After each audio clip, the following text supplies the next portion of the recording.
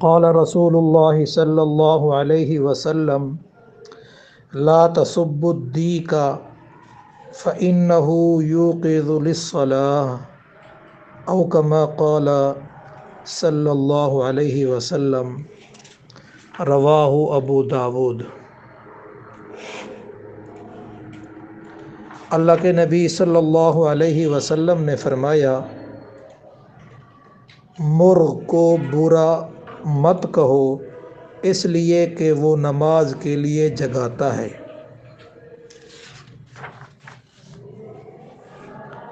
یوقظ للصلاۃ، مرغ کی آواز جو ہے وہ نماز کے لیے جگانا مقصود ہے۔ بعض علماء کی رائے یہ ہے کہ نماز سے مراد تہجد کی نماز ہے، اور بعض علماء فرماتے ہیں کہ نماز سے مراد فجر کی نماز ہے۔ اس صورت میں مطلب یہ ہوگا کہ مرغ اپنے آذان کے ذریعے اعلان کرتا ہے کہ فجر کی نماز کا وقت قریب آ گیا ہے۔ محدثین نے اس حدیث کے تحت عجیب بات ارشاد فرمائی ہے، اور اسی بات کی وجہ سے یہ حدیث آپ کو سنائی ہے کہ فرمایا کہ جب حیوان میں اچھی خصلت ہو تو اس کو برا کہنے کی ممانعت ہے، تو پھر مومن کو برا کہنے کی اجازت کیسے ہوگی؟ مومن تو بڑی حرمت والا ہے، بڑی عظمت والا ہے، بڑی شان والا ہے، تو اس ہر مومن کے اندر کچھ نہ کچھ خصوصیات ضرور ہوتی ہیں۔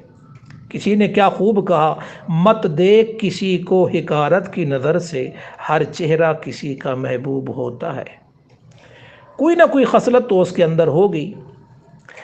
اور علامہ ابن کثیر رحمۃ اللہ علیہ نے ایک حدیث نقل کی ہے کہ جب مرغ فرشتے کو دیکھتا ہے تو آواز نکالتا ہے، لہذا جب مرغ کی آواز سنو تو اللہ کا فضل مانگو، اور جب گدھا شیطان کو دیکھتا ہے تو سخت ناگوار آواز نکالتا ہے، لہذا ایسے وقت میں شیطان اور اس کے وسوسوں سے اللہ تعالیٰ کی ذات کے ساتھ پناہ پکڑو۔ ان انکر الاصوات لصوت الحمیر، بے شک آوازوں میں سے کبیر آواز جو ہے وہ گدھے کی ہے۔ وہ کس کی ہے؟ گدھے کی ہے۔ تو اس لیے یہ مرغ کے بارے میں آقا صلی اللہ علیہ وسلم نے کیا فرمایا کہ مرغ کو برا مت کہو، فإنہ یوقظ للصلاۃ، کہ بے شک وہ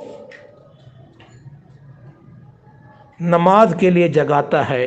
تو دعا ہے اللہ تبارک و تعالی دین سمجھ کر اس پر آنے کی اور دوسروں تک پہنچانے کی توفیق عطا فرمائے۔ اللہ تعالی آپ کی دعائیں آپ کے حق میں اور امت مسلمہ کے حق میں قبول فرمائے۔